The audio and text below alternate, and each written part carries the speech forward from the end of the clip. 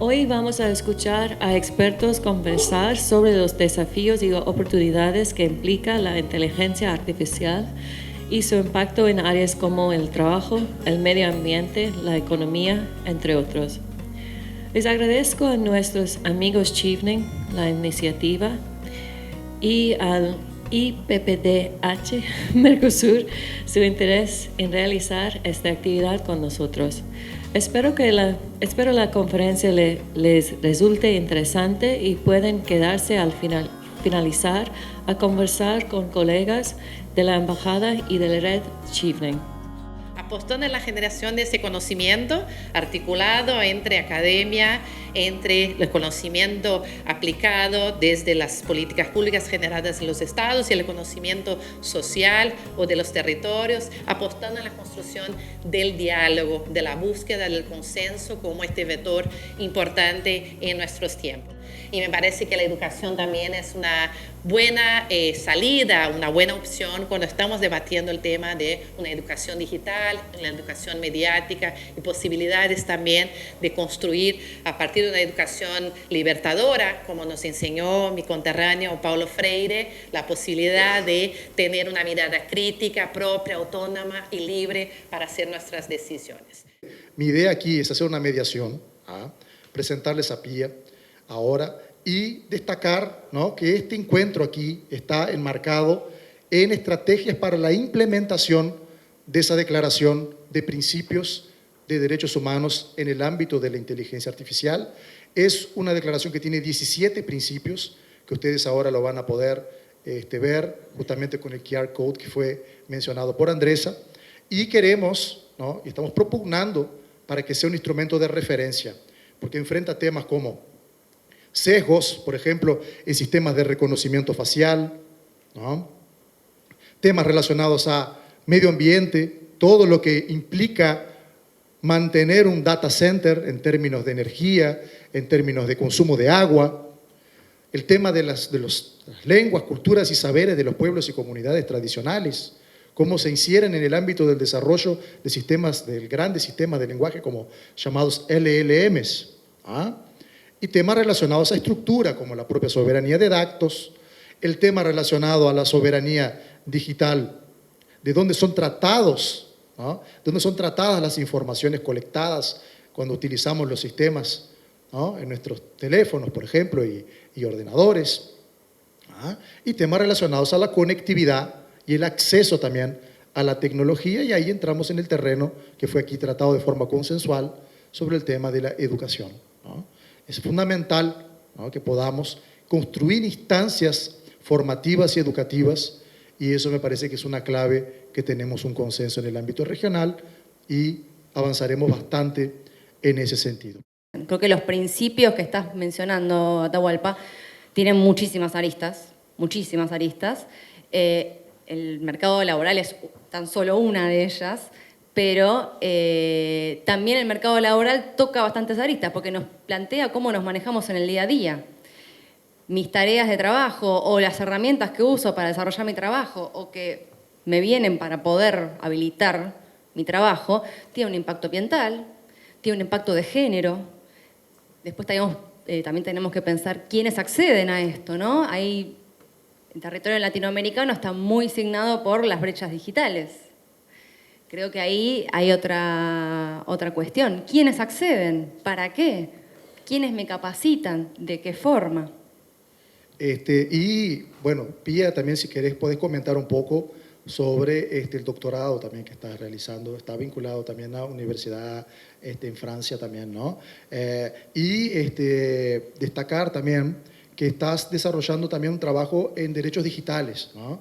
Entonces la idea aquí, ¿no?, agradecerte por estar aquí con nosotros, ¿no?, es que puedas también presentarnos un poco un panorama de cómo está el tema de la IA aquí en la región, ¿no? Inclusive tangenciando temas de regulación, ¿no?, cómo se viene desarrollando el tema y los impactos que ya podemos, de cierta manera, como ya has comentado ahora, verificar en la utilización de esos sistemas y, si posible, creo que todos acá estamos buscando, como comentó Ebert ahora hace un rato, respuestas, ¿no?, sugerencias, de qué manera te parece también que podemos en cierta medida, buscar también el lado de las oportunidades de los sistemas de IA, porque hablamos mucho de los riesgos y de los impactos, que es importantísimo, pero también pensar de qué perspectiva podemos...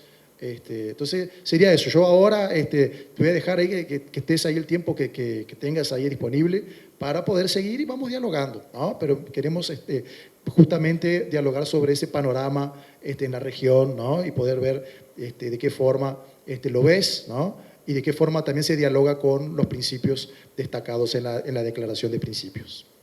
Bueno, muchas gracias y también aprovecho para agradecer por el espacio. Creo que no solamente poder participar, sino también poder reflexionar sobre este tipo de cuestiones me parece más que rico, que nutritivo, ¿no? Me parece esto para poder incorporar a la discusión desde tantos puntos de vista, teniendo en cuenta tantos perfiles presentes, desde el lado de la política, de la educación, etcétera, me parece que es muy, muy interesante para iniciar la conversación y para también sostenerla, ¿no? Porque, un poquito mencionaste recién, en el contexto regional, se nota una tendencia muy marcada en pos de intentar regular, ¿no? La inteligencia artificial.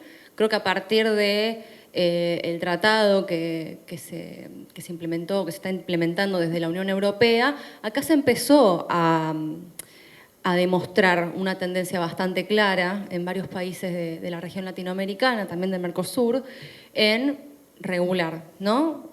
Pero justamente, como digo, sostener. ¿Por qué?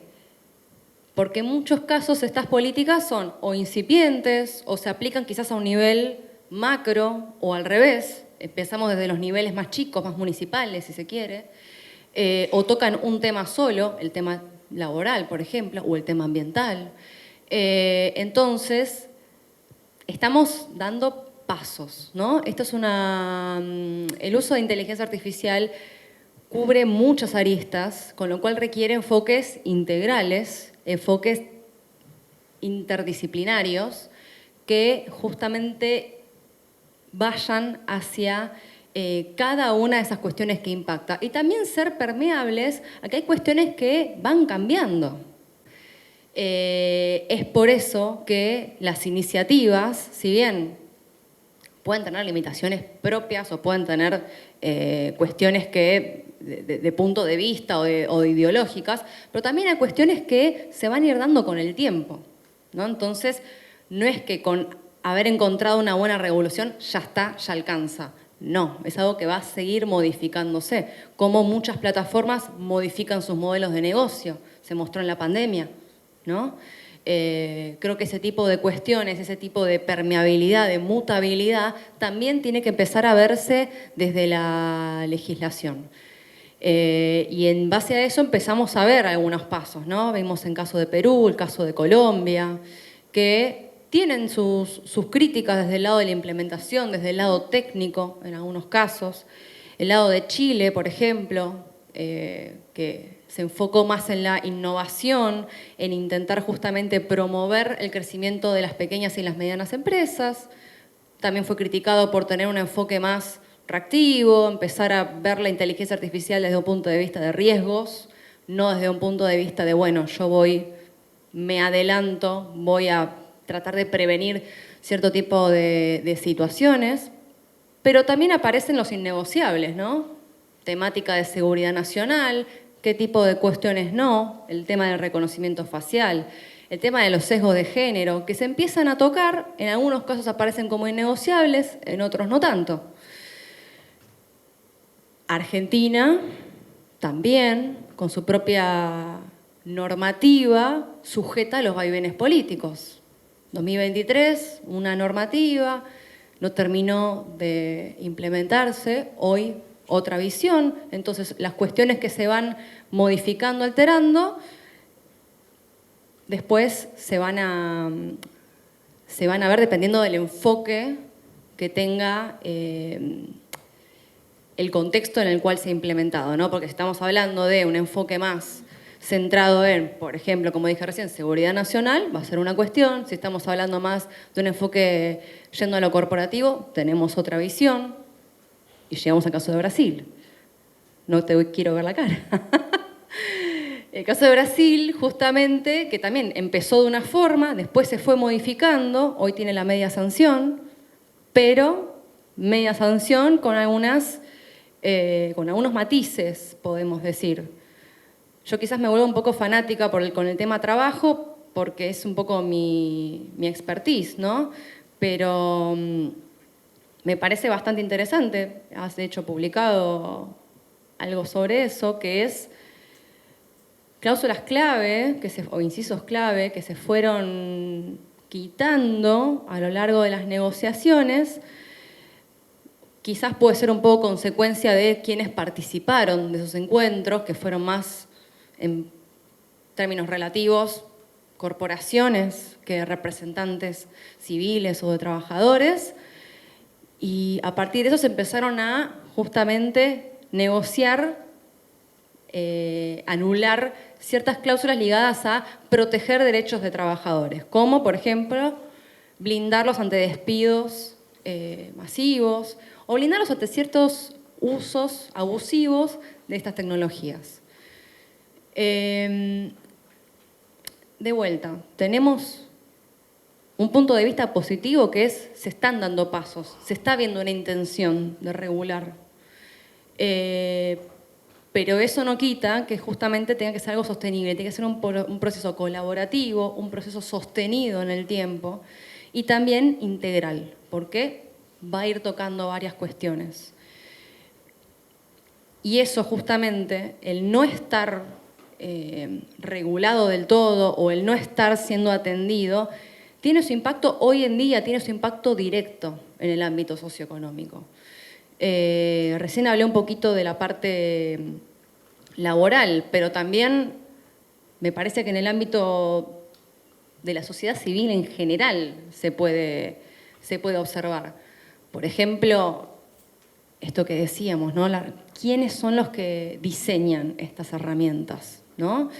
¿Qué rol tenemos nosotros como países latinoamericanos o sudamericanos ante el uso de estas herramientas? ¿O de qué forma las estamos utilizando? ¿Quién las diseñó? ¿Qué conoce de mi territorio? ¿Qué conoce de mi idiosincrasia, de mi realidad?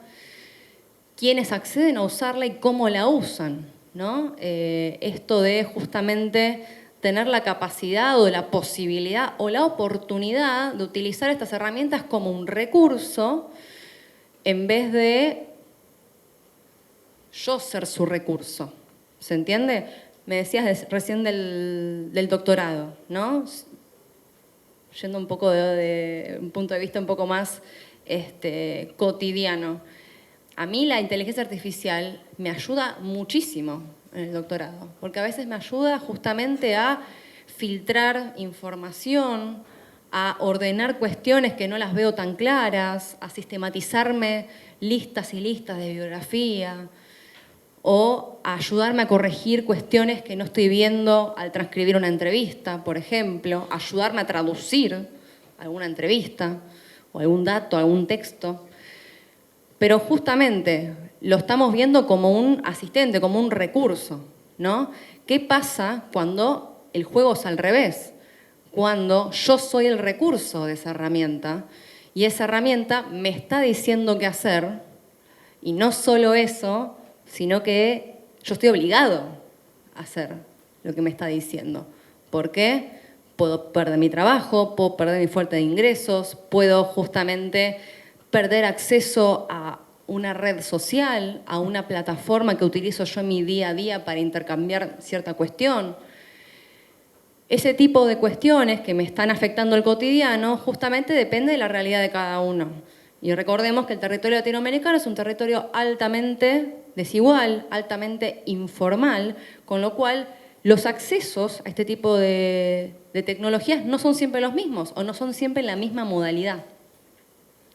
Entonces, ese tipo de cuestiones para mí son bastante clave, porque si a mí me están diciendo cómo manejarme en el día a día, no me reconocen, por ejemplo, como un trabajador, ¿no? Me están diciendo que yo en este caso no estoy prestando un servicio, simplemente. Estoy simplemente colaborando al funcionamiento de una herramienta tecnológica, brindándole mis datos, prestándole un servicio, dependiendo del caso, ¿no?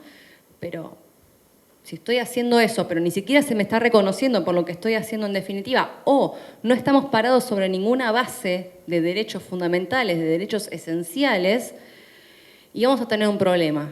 ¿Por qué? En principio, yo voy quizás al tema de las plataformas, que es el tema más cotidiano, tangible, también el tema que estudio, estoy haciendo trampa, pero... Y ahí estamos empezando a tener problemas, porque son todas cuestiones que me ejercen uso de mis datos personales y me afectan mis derechos de trabajo, ¿no? Porque yo estoy percibiendo un ingreso y estoy dedicando una X cantidad de horas. Si yo dedico 1 hora a conducir Uber, igual me corresponde un derecho de trabajo. Yo estoy intercambiando un servicio y si yo estoy participando de ese proceso, la herramienta que me está asignando ese trabajo, si tiene la potestad de bloquearme porque yo no acepté el servicio, si tiene la potestad de asignarme que yo me haga cargo de todas las herramientas, si tiene la potestad de decirme cuánto voy a cobrar por ese trabajo, decirme a quién voy a buscar y cuánto, yo también puedo tener la potestad de decir, bueno, sí, pero a mí me corresponde esto, esto y esto, ¿no? Es por eso que a mí me parece importante que en las instancias regulatorias participen este tipo de organizaciones. Organizaciones no solamente sindicales, sino también representantes de la sociedad civil.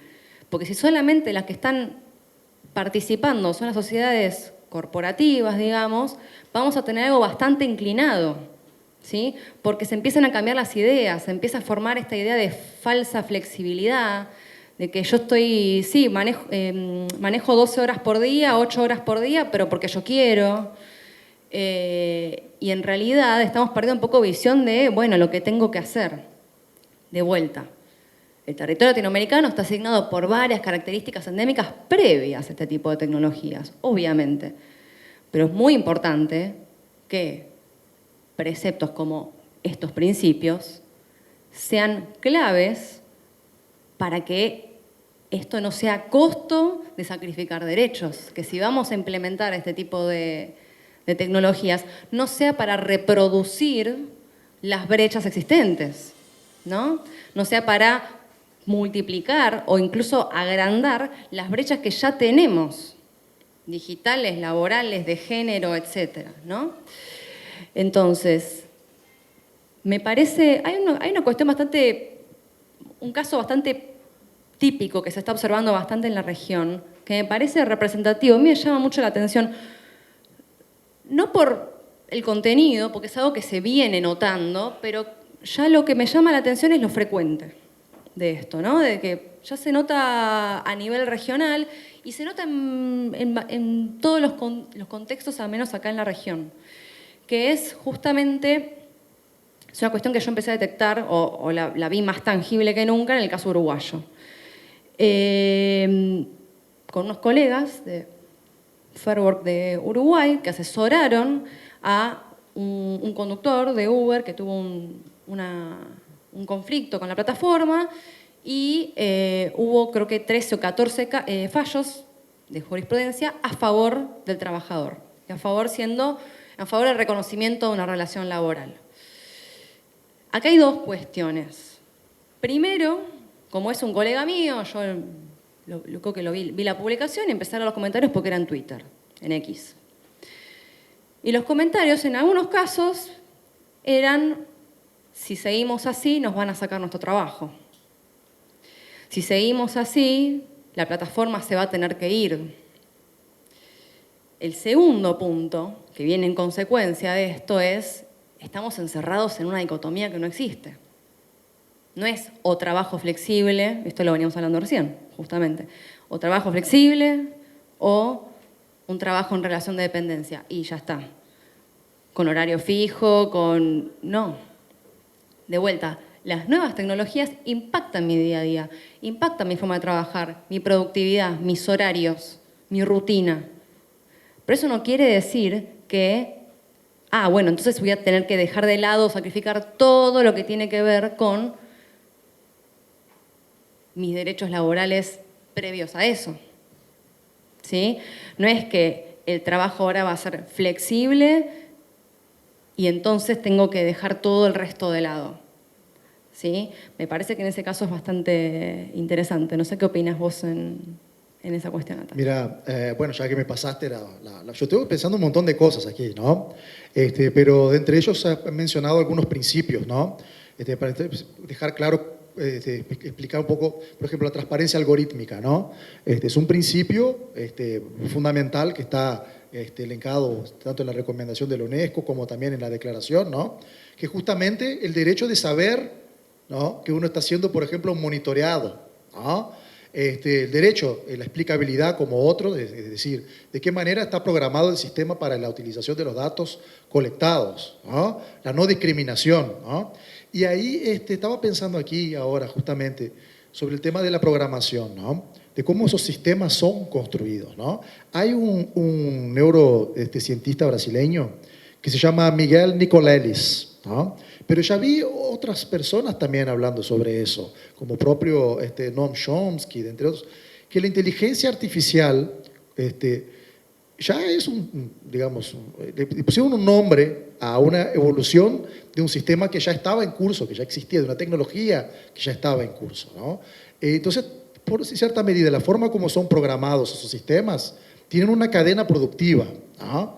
Y esa cadena productiva, con trabajadores altamente precarizados en países del sur global, que quedan alimentando esos sistemas con datos, ¿no?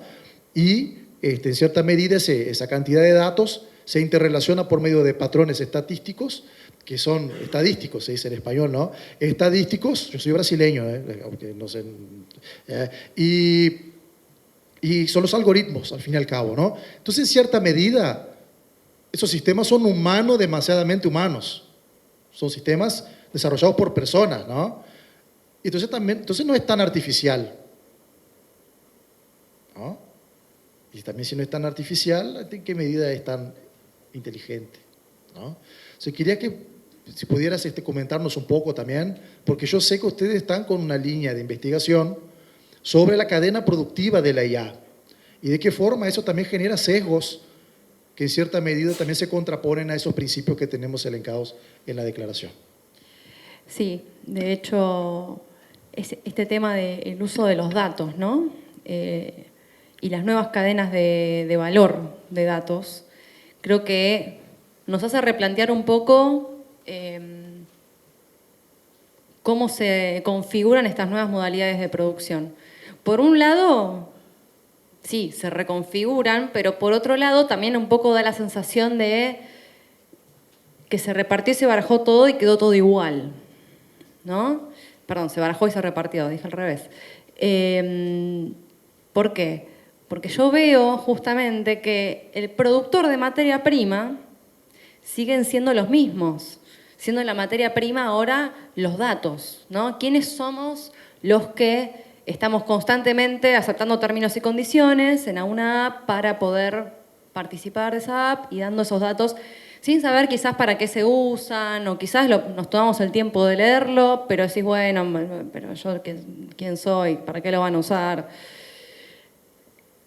El otro día, conversando con unas colegas, me comentaron los datos que se utilizan para sacar el scoring en plataformas de fintech, ¿no? O sea, sacando lo bancario, el modelo del celular, a quiénes le transferís, dónde comprás, qué redes sociales usás, qué cuestiones mirás.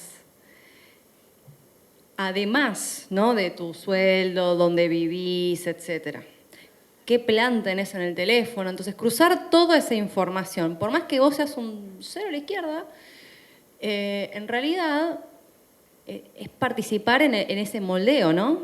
Entonces, esas cadenas globales de valor, en realidad es participar de esa toma de decisiones y sería muy importante ver en esa cuestión qué rol van a jugar los países del sur global en eso, ¿no? Si van a ser meros productores de materia prima que, de vuelta, siendo los datos, que ahora no van a participar en el diseño de estas estrategias, que no van a participar y tener un decir en che, pero acá tenemos una desigualdad muy alta, queremos todos poder acceder a estas tecnologías, queremos todos poder nutrirnos del uso de esto y poder promover una sociedad un poco más igualitaria.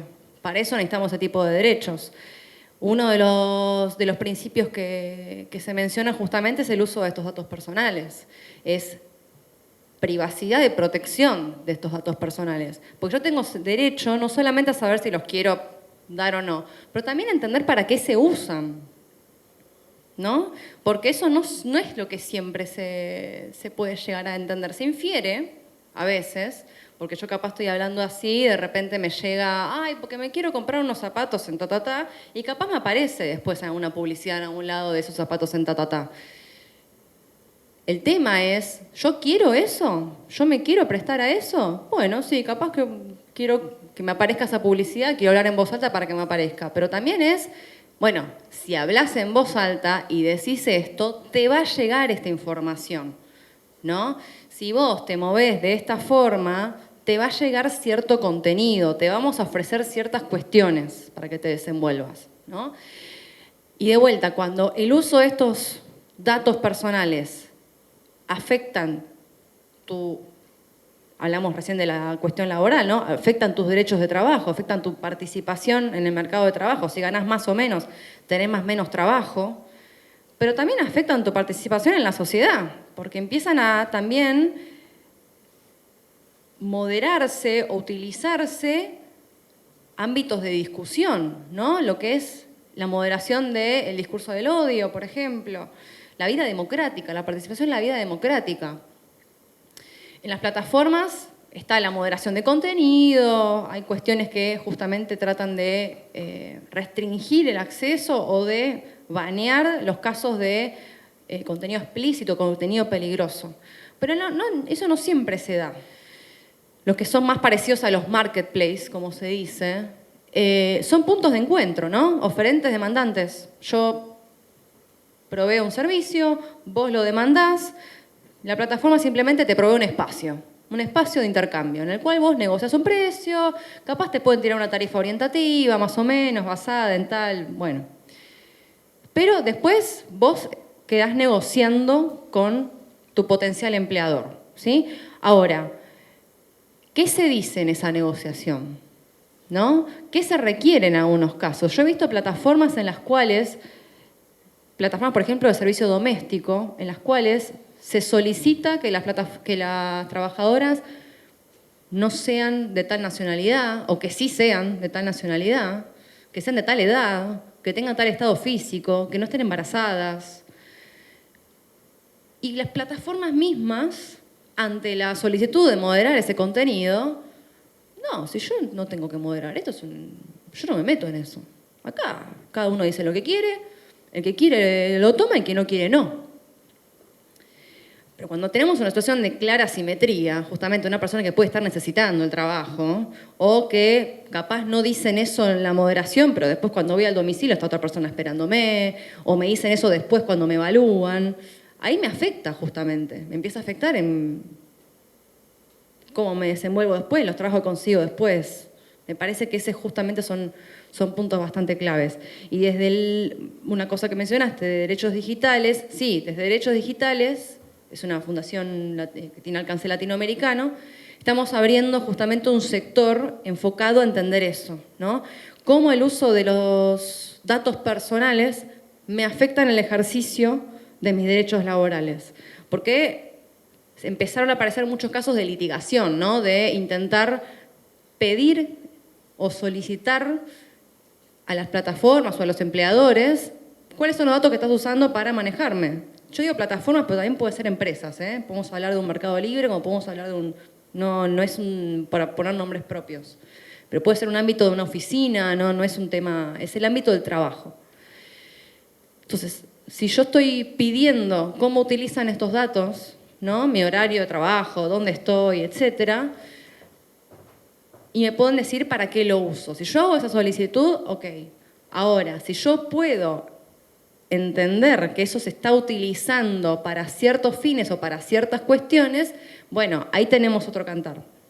Además que no siempre, obviamente, se contesta, no se responde, no se clarifican esas cuestiones. Y acá vuelvo un poquito a lo que decía recién de la regulación. ¿No? Sin una buena regulación, sin una regulación justamente, y en este caso que haya específicamente a las cuestiones de los derechos fundamentales, puede ser el ámbito laboral, sin eso, por más que tengamos una normativa de datos personales, no vamos a poder llegar justamente a un pleno ejercicio, a un desenvolvimiento más igualitario en estos ámbitos. Con lo cual me parece muy importante y muy interesante que este enfoque sea transaccional, que cubra todas estas aristas que estamos mencionando. Bueno, yo creo que hay algunas lesiones muy simbólicas de esta actividad que estamos realizando aquí hoy día. En primer lugar, ¿no?, destacar que tenemos investigadoras e investigadores en nuestra región e instituciones en nuestra región que están desarrollando un trabajo muy importante en el tema de la inteligencia artificial, sus respectivos impactos, riesgos y oportunidades. No solamente instituciones de la sociedad civil, pero también los propios gobiernos, ¿no?, están desarrollando un trabajo con una preocupación también en el marco de la interseccionalidad, ¿no?, para poder trabajar tanto con los impactos como también con las llamadas macro tendencias de la inteligencia artificial. Acá has mencionado algunas, y tanto en el mundo del trabajo, pero en otras áreas también.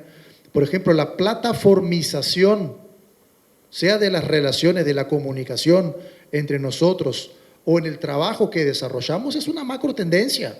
Esa mediación por medio de las plataformas, ¿no?, digitales. Todo trabajo que se puede hacer desde un ordenador conectado a Internet puede ser plataformizado, o cualquier tipo de trabajo de servicio. También puede, como comentaste aquí, de las trabajadoras y trabajadores domésticos, pero principalmente trabajadoras. En Países Bajos se identificó que estaban discriminando a personas migrantes. Sistemas de reclutamiento de personal, con todos esos datos que has comentado ahora. Entonces me parece que es fundamental comprender que tenemos un instrumento, ¿no?, regional de referencia, tenemos universidades, institutos, ¿no?, instancias de gobierno que se están inclusive generando. Ahora hace poco se creó una relatoría para temas de inteligencia artificial en el Consejo Nacional de Derechos Humanos de Brasil. Sabemos que en los otros países también se están creando instancias específicas, pero también para tratar de trabajarlo de una manera transversal. Bueno, Pía, nosotros ya hablamos aquí el tiempo que teníamos que hablar. Yo quiero, dentro de esa posibilidad de hacerlo, Andrés, si me lo permite, agradecerte enormemente en nombre del IPPDH, si me permite también la propia embajada, poder tenerte aquí, ¿no?, con nosotros, porque son muchos temas y también al mismo tiempo una reflexión que no es solamente teórica, que dialoga, que has podido también, allá haciendo un comentario sobre lo que nos expusiste aquí, de dialogar con nuestro día a día, con nuestro cotidiano, ¿no, Pía? Entonces, si querés hacer unas palabras de cierre, y ahí después, enseguida vamos a abrir la palabra para si alguien que está aquí, tenemos representantes también de gobierno, están aquí, quieren hacer algún comentario, ¿no?, o alguna pregunta, para poder ya ir encaminándonos para el cierre de esta actividad. Así que, Pía, te paso la palabra. Muchas gracias. ¿Tá? Quería pedirle una salva de palmas a Pía.